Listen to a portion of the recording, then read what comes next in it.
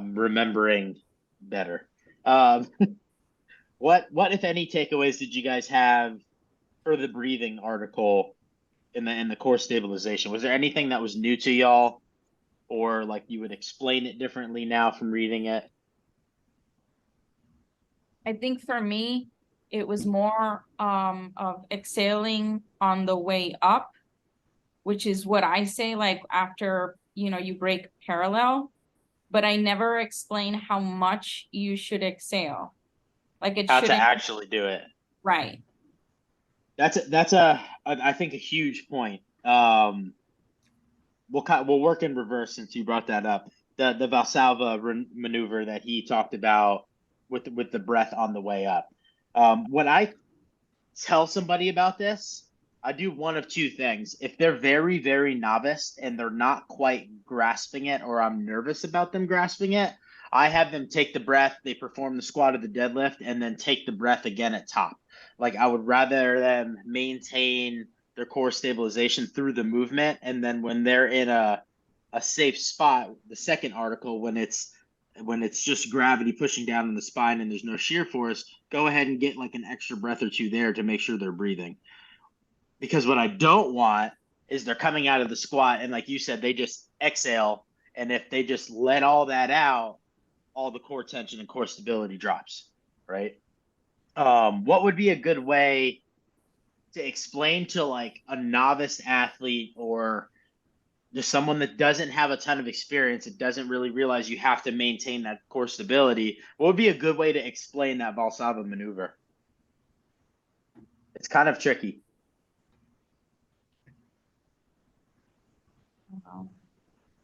I I would use a I would be afraid to tell them to hold like do you mean the breathing or just the If you're trying to teach somebody how to start to breathe on the way up, I use a balloon as like uh, an analogy.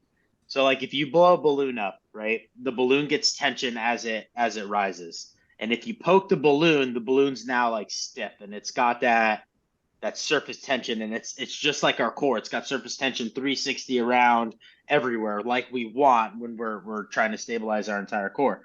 If I take that balloon and I just let go of where I blew it in and it's a big hole and all the air shoots out, I lose all the tension in the balloon.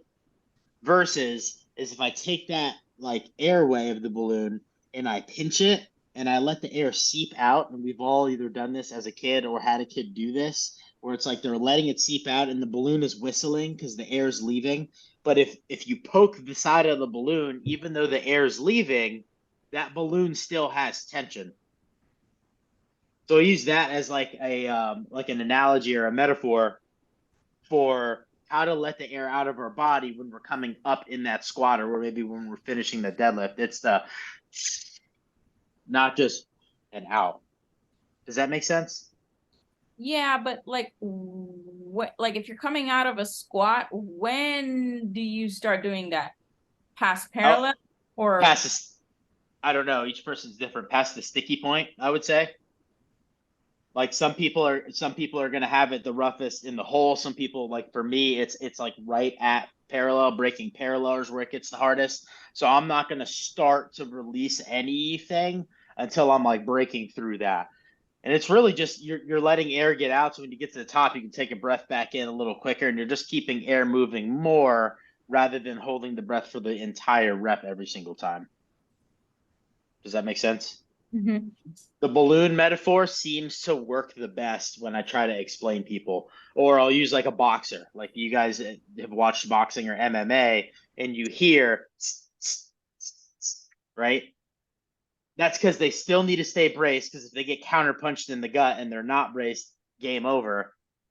But they need to also breathe because, boxing MMA is going to be very high cardio as well. They can't just sit there Uh, and hold their breath because their core is braced. Go ahead, Jose. Sorry, eating here. Uh, I'm eating, sorry. That's Um, okay. have you seen that in the whiteboard daily? He suggests like the water on the shoulders, like Like you're novice coming out of the athletes. water. Yeah, just letting out the breath when you're already on the level of your shoulders, because the novice athletes cannot really hold it, but like hold it all the time, and just when you're standing up, do the You change get what of breath. you get what he means by that, D? So if you were squatting, right, and I'm about to do this back squat or front squat, whatever it is, and I'm standing in water, and I've got water, and it's about chest height, and I'm about to go underwater. I can't breathe. I gotta go.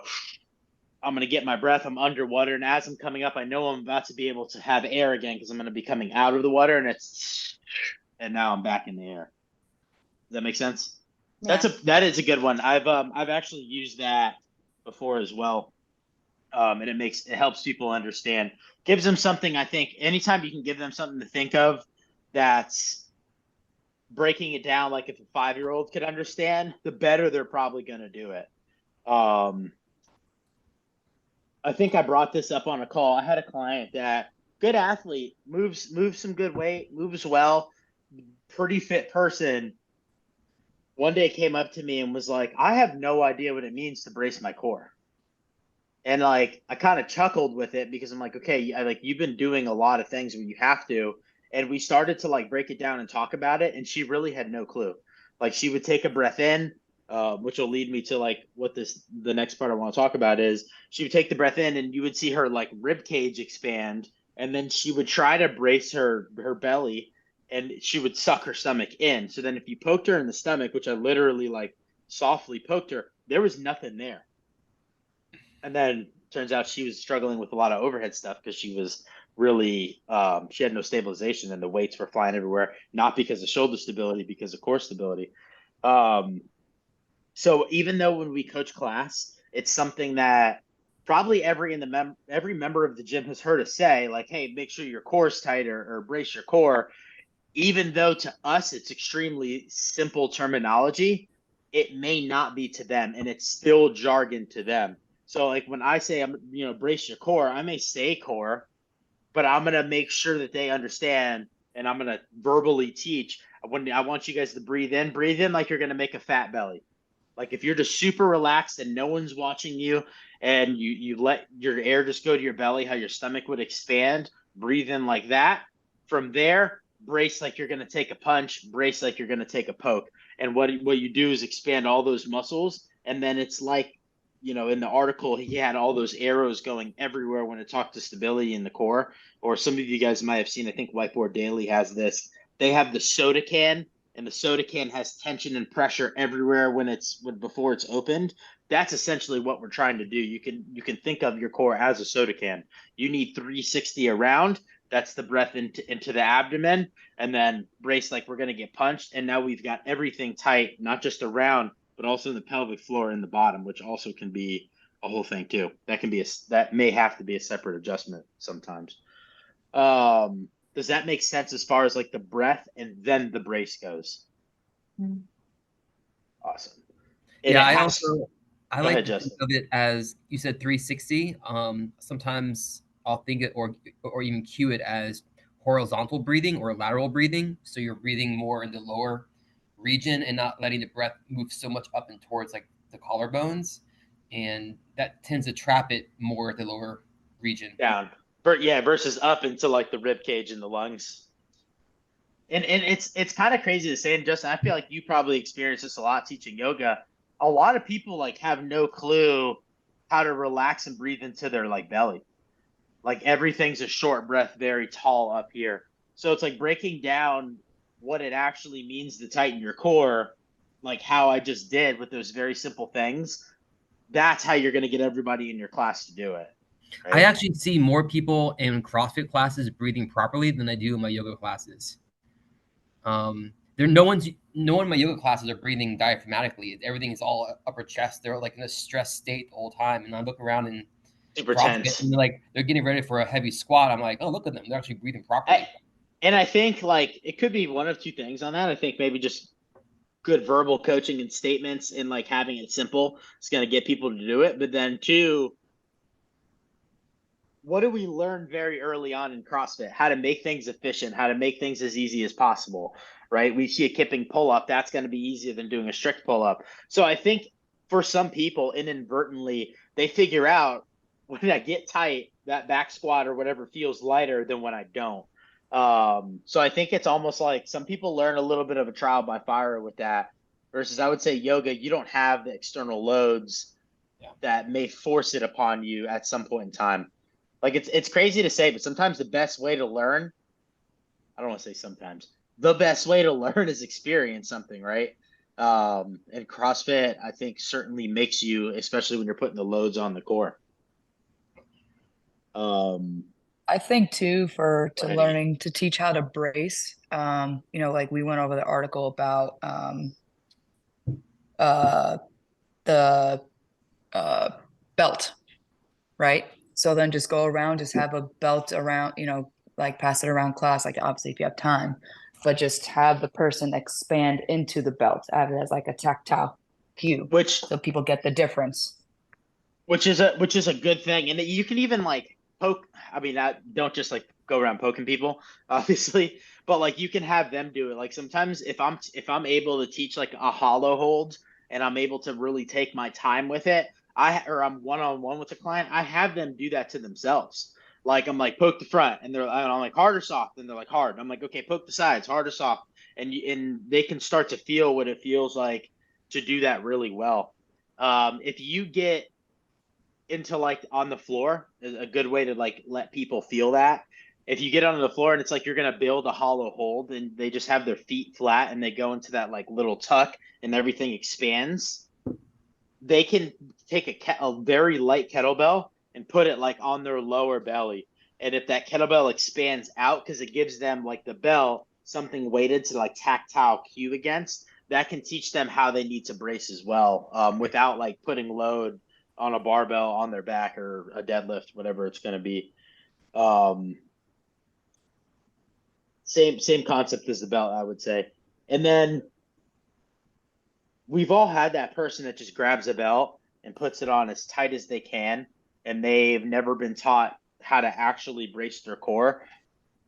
To the belt thing, it's a really good way to teach people like what should actually be going on there and how to actually use the belt properly. Have you guys ever had that conversation with somebody that is going to be using a belt for like the first time? So every once in a while it'll come up. Not many people ask, because I think it's kind of like one of those questions they feel like is stupid maybe. But a lot of people think I'm going to put a belt on, and I'm putting a belt on because it's creating this cast around my spine, and that'll help protect me, which in part is correct. But the cast around your spine is because the belt is giving you, like Elise was saying, that tactile cue to press against. And because you have the tension in the belt to press against, it makes you stabilize your core even stronger. And that's why it feels better and protects you better. Does that make sense? Mm-hmm.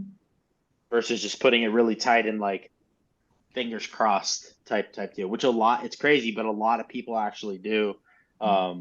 And they think, oh, I put a belt on, I'm good, I'm going to pull this deadlift now. And they're not bracing themselves.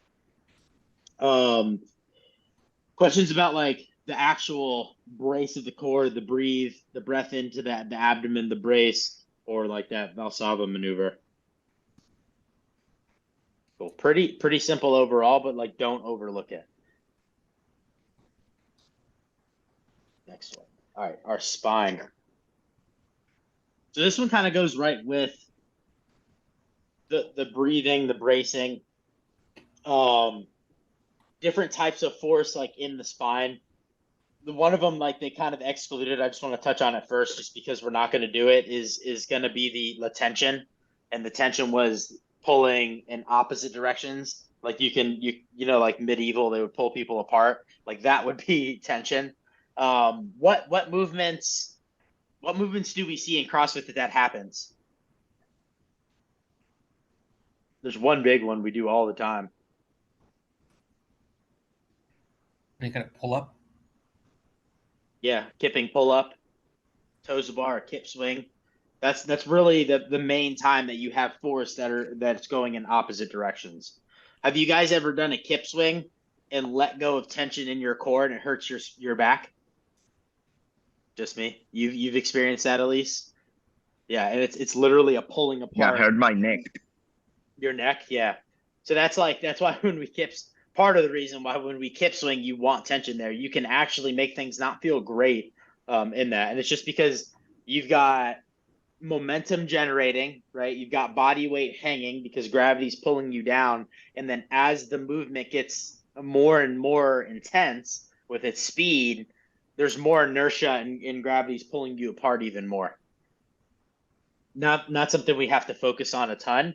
But that's how like a kip swing, for example, could get people's core strength or shoulder stability stronger, depending on what level they are. Next one's going to be compression. What was a good example for compression?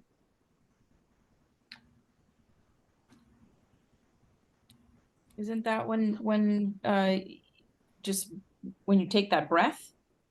Or do you want like a particular movement? Give me a movement. Squats. Yeah. Squat. I would say back squat's the big one because that's stacked right on the joints, right? All the squats are still going to have them, but like if we take a front squat, for example, you have compression, but then you also have a little bit of shear because the weight isn't perfectly stacked on the joints and on the spine. It's in front of it, so there is force going that way, right? But yeah, squats is going to be a big one. That makes sense, D. So you get some that start to get a little bit of a combo going on. And then shear force. What's a good example of shear force? Do it all the time. Anything with rotation. If you say another word, that could be right. Rotation of the hip, because that would make you hinge. So shear force is like, I've got my spine here. I've got force pushing down into the spine. And if there's load, I've got force pushing the opposite direction. So it's this motion here. Shear is where you see like most of the bad injuries that happen like in a spine, right? A slip disc. Yep, deadlift would be like the main one. Olympic lifts are going to have a lot of shear because of the setup, and I mean it has a deadlift in it. Good mornings, RDLs, all that type of stuff. That's going to be shear force. Understanding the directions of like where these forces go as a coach, like this is super like jargony, anatomical stuff, but can help you program better and smarter when it comes to building core strength. So if I'm trying to build an athlete and one of their main things is like, we need to get the core much, much, much stronger. Which one of those is going to have the most bang for our buck?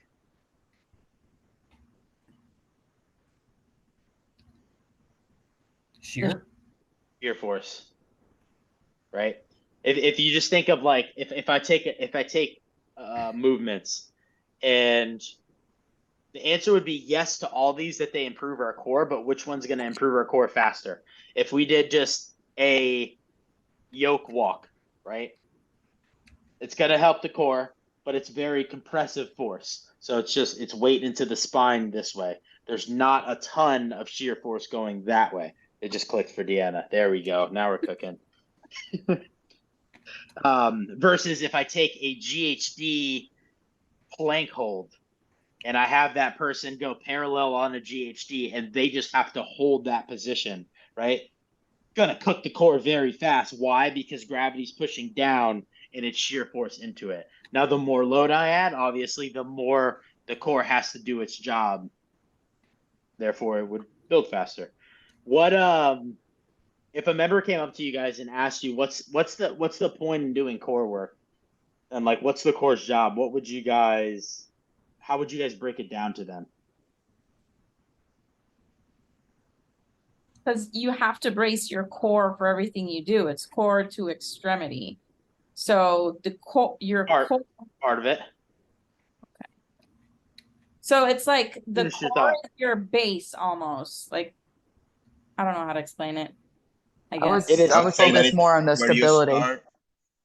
Stability. Think like super simple. Stability is like right in that. You're not wrong, Deanna. That does play a part. But like if I had an athlete that came in and she's super overweight, she's got a bunch of issues, like we just need to start to like just exercise, like just get her moving, like core to extremity movements, doing like clean and jerks and snatches, eventually hopefully are going to be there, right? But like that's not initially why it's going to be important for her to have a strong core. The stability is one of them. But if I need to build her to a point where she can safely deadlift or safely do a loaded squat, why would that be? Why would having a core that can do that be like number one? Your core is then its main job is to resist movement, right? Like Elise said, stabilize. Fancy way of saying resisting movement, stabilization. If my core cannot effectively stabilize and resist movement, then I essentially can't do some of these functional movements, deadlift, loaded squats. I mean, we can go on and on and on safely. Because if my core is not going to be able to resist movement, which is its number one job, is to not number one job. I mean, it even has to hold our organs. Then I'm going to compromise myself and put myself at risk, right? So anytime you think of core stability, think of not moving, holding. So what would be one of the best ways to develop the core very functionally for what the core's job is supposed to do? I Hollow mean, hold. static hold. Yep, hollow holds, any kind of static holds. Isometric. Yep. Any kind of, or if you look at fitness in 100 words, like holds is listed in that. It's a very large reason of why that's there. So any kind of static stuff. If you look at things like carries I think are a really good way to get people to work core without like overthinking they're going to work core. So if I had somebody pick up a heavy dumbbell or a kettlebell only in their right hand, and I said, you're just going to do a 1 minute hold, it's going to make their obliques and spinal erectors really, really work to not lean to a side. So you have a static hold going on specifically in those muscles. I mean, more than just them. But if I have them do a suitcase carry, and I'm like, you're going to do a 100-meter suitcase carry, 50 in the right, 50 back in the left, then it kind of gives them something to do. So like programming like walks, carries, those kind of things will add some excitement to some of those like core holds versus, at least like in my experience, like versus only doing hollow holds, plank holds, L sits, front rack holds, those types of things. Sometimes people look at it and they skip it. I know I'm guilty of that sometimes. What would be another really, really good way to develop core strength with something that's a little more exciting or a little more fun? So we got holds and like the isometrics on the table. So go ahead, D. Oh, I don't know. I was just gonna say, I mean, it's kind of a hold anyways. You gonna say Like, sandbag? No, I was gonna say just having either on your front rack or on your back and just holding it there. But I don't know Yeah, if that would that's just be exciting. not super exciting. Extremely effective, but not super exciting. Think of if I've got a barbell in a front rack, what else can I do that's going to really work core and give somebody a really good workout? We do it all the time. With I a would bar. do front squats and holds on the Front bottom squat. or Yeah, front tops. squats, right? So you can take any of these movements, front squat, deadlift, back squat, overhead squat, whatever it's going to be. You know, you guys all said holds, so the holds are going to make you have to stabilize. What's something else I can put? Let's say I'm not trying to over torture somebody, and like let's say like holds. I know we've all probably been here, and I give the client a 3 second hold in the bottom, and the 3 second hold's really like a quick 1/1000, and they're not really doing it. What's another way I could get them time Tempo? under tension? Tempo. Great way to build core strength. You know that my coach back in Ecuador, she got like a pregnancy. Yeah, she was pregnant, so she did a course on that, and she used to put us to do like weird things on the warm up that it would really destroy you, like bear crawls with your knees really Hovering. close to They're the floor. Oh, so they do fucking that in hard. gymnastics course. It's They're really so hard. hard. Yeah. It's like super core. The other thing is like, you know, like you're super jacked and you really want to move dumbbells, plank position and just move the dumbbell from one side to the other and it's without moving the shoulders, like stuff like that. Or like even in over a box, doing box no, wait, bird dogs on a box, but like weighted on one hand. Like it was like stuff that So really worked. that stuff, all of that stuff, extremely effective warm-ups, extremely effective as far as building like core stability and strength. And it's not just core, but like a lot of it has to do with like shoulders. Like if you're doing that bear crawl, hovering off the floor, like you're having a lot of activation in your upper body as well. They're phenomenal. The hard thing is to get people to do it right. Like you give someone bird dogs and they're on the floor and they're like, "Oof," and they're just having a good old time and they're like, I can do 50 unbroken. If you do a correct 10 slowly with stabilizing without, like Jose was saying, without the shifting in the movement, they're very challenging. But yeah, that stuff's awesome. That tempo work, like if I was trying to give one of the main things I use, like if someone's talking about, I need to build a core, I have them do tempo front squats because not only are they going to be getting their what we think of like simple core strong, like the abs, the obliques, the spinal erectors, but they're also going to be getting the lats. They're also going to be getting the hip flexors, and then terrible side effect, they get really strong legs too, right? So you can just add a bunch of value and like bang for your buck by getting creative with it and not just having, on the floor holds always. Um, Dang, I just lost my train of thought. There was some other stuff I was gonna do. I know where I was going. Jose brought up like the bird dog, right? And you guys know what like bird dog and dead bug is. Perfect. So do you guys know what a Palloff press is?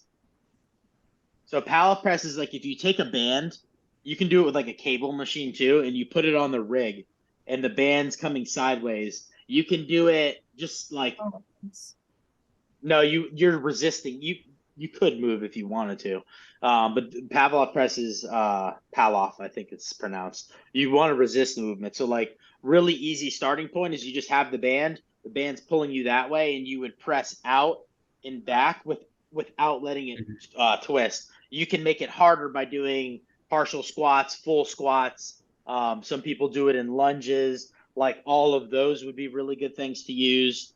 My point in bringing some of these movements out, the further you take load away from that center of mass, the harder the core movement's going to be. So like starting somebody off in a hollow that's tucked, that's why that feels a lot easier than the legs out and then the arms overhead.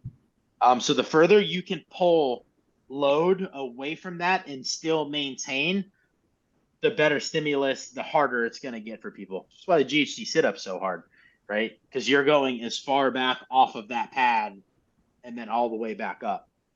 That's why it just tears people up. Does that make sense to you guys? Cool. Anything you guys want to add or like stuff you've thought of? Questions? Sick. I think we got a good grasp. Go, Justin. I was Was that gonna, like no, I was thinking in my head of how to ask the question. So when it comes to the breathing, and when it comes to like, I don't know, 5 and 5, I'm pretty good with, especially if it's just going heavy. But when it's like when you're going for reps, 20s?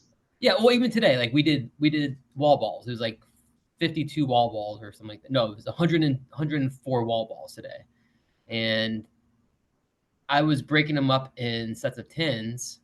But I was thinking to myself as I'm doing it, I'm like, well, what's the optimal way of breathing? And I'm like, ah, oh, fuck it, just get them in. But afterwards, I was thinking, like, because I was reading the article, and I was like, God, how should I have been breathing during a high rep of wall balls? I think there's a couple ways you can do it. I do way number one that I'm about to explain. Way number two, I have a real hard time with, and I think it just is going to be the level of athlete that can do way number two because it's like a double breath.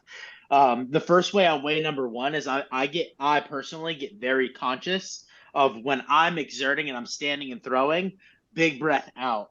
And then as that ball's coming down, that's my window to re-get that big breath back in. The reason that works good for me is when I'm slightly off on my catch it helps me just be ready, because if I catch forward, it's going to want to pull, right? Just like we talked about when that load gets out in front.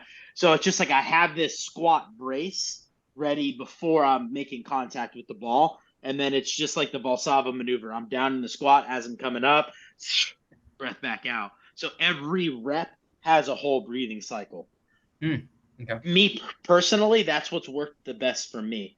I've seen Matt Chan and Chris Spieler do like a little, they used to do the competitors course. And in that course, they had a double breath that happened. I think if you're doing the double breath, one, you need to be like that level of athlete for whoever you're teaching that to, because they have the core stability to where like they can be braced. Like I'm making my belly tight right now, not punching, but poking myself, and I'm able to breathe. Now, if I start to add load to that, I don't think I can maintain that past a certain point. So they're staying tight, but they're getting a breath in and out on the throw, and then they take a second breath in and out like in the bottom. I could So never. I did that. I'm sorry, finish. I was gonna say I could never do it well. I just felt like I used to start to make myself hyperventilate and be off on timing. So I always do number one, and that's what seems to work really good when I teach people too. Okay, so I did the workout at 9, and I wasn't conscious of my breathing at the beginning, at the first part, but like kind of in 30 wall balls, I was like throwing it and making a deep breath while the ball was on the air and then going. That part I was like, I was remembering like how Hinshaw, he says that CrossFitters have shallow breathing when you are in a workout. How we don't really breathe in completely because our movements are short, and so you do like a shallow. So I was like throwing it and breathing it It, a lot. and, Really. and honestly, like just having a focus on that, I think actually goes a really long way in movement. I do a terrible job at it. Like I remember to breathe, but I don't always remember to like concentrate on my breath. And I think what it does is it just keeps you in a bigger state of calmness and like control as well, versus that like hyperventilating, like non-focus. But yeah, on the wall ball, go try that breath out, get it back in as it's coming down. So then you're tight for the next rep, and it kind of just gives you like this pattern as well. I do the same thing on the row. Like I take big breath in on my slow retrieve, and then as I drive, it's a very tight breath out. Elise, you could probably add The to other thing rowing that breathing. Is that right? That's good. Perfect. I remember, it's now that you were saying two breeds. My coach is a Giro boy. Was a Giro. It's like that's how you call the kettlebell sport, Giro. So When I they was like like, flip it and stuff. yeah. No, and like the test is like 100 swings with one arm, and then with the same arm, 100 presses, and then what is this? A squat, and you can only switch once, and you can never put it down. Like the test is like super mentally, and they teach it like you need to do two breaths to breathe out when you're. It's Double. like one small and one like big, and then breathe in deeply. So they do like getting the core tight and Just like a boxer. yeah, it's like it's weird. I could never do it on kettlebell swings while I was doing actually a workout on CrossFit. I thought that I was like I get anxious because I was like not breathing. You start to like almost And hyperventilate yourself. yeah, and the last one that I was saying is like while I was just starting because I didn't do anything of fitness before CrossFit. The Valsalva, I was taught it, but I was doing it wrong. I was doing it like I was pooping, like you Down. push down. Yeah. So that's something that So that should be like taught. I'm actually really glad you brought that point up, because you just made me remember something that happened a couple gyms ago. We had a coach, and he was a good athlete. He was like a masters competitor. He would get very close to like making it to the games. He never quite made it. He actually did make it COVID year, and then they canceled him, and that was the end of his career. Yeah, terrible beat. but he actually read, I believe, this article, or he listened to a podcast by Dr. Horshig, and he took it the same way. He thought when he does his bracing that he should bear down. And his first back squat session, post listening to I think it was a podcast, he gave himself a hernia. So being very clear, that was Wally, Wally, being super clear that like you're not pushing down, but you're pushing like out, and just that's why I use the cue like you can be poked in the side, helps people understand it, because looking at like the diagram of this, he's got arrows everywhere, and if someone takes it and tries to do that, they could run themselves into trouble, especially if they already have like a weaker pelvic floor, which is not just girls. Guys can have the same thing. They can run themselves into issues pretty quick. So I'm really glad you brought that up, making sure they understand. Brace out, not down, and that'll put them in a good spot. That was a good point, Jose. Anything else you guys are thinking of before we wrap it up today? Thoughts, questions? Sometimes when I'm talking about pelvic floor engagement, at least in terms of yoga, and it's kind of a hard thing to cue to someone. Hey, engage your pelvic floor. Like someone's like, especially men. No like, idea. What are you talking about? Then I think usually not just men. I think women too. But women won't say that they don't know what you're talking about. Like it's not a conversation they really want to have. Well, at least women, like they may have heard of like a Kegel before. Like men, they're more aware. Yeah, but like for me, how we would describe it in yoga is that you would engage your anus, or like you're trying to hold in your pee. Like these are ways to kind of create that engagement of the pelvic floor, and I think that would alleviate like having a hernia, basically. So I use there's 3 cues I really like. Hold your pee, hold in a fart.